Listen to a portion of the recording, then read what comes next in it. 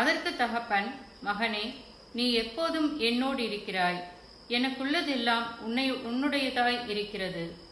பெரிய குமாரன் அந்த மூத்த மகன் உள்ளே வர மறுதளித்தான்.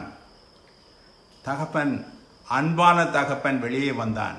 அவர் வெளியே வந்தார், வருந்தி அழைத்தார். வேதம் அபிதமாக கூறுகிறது, வருந்தி அழைத்தார். இந்த மூத்த குமாரன் பல்வேறு விதமான குற்றச்சாட்டுகளை அவன் மேல் வைத்தான், இளைய குமாரன் மேல் வைத்தான்.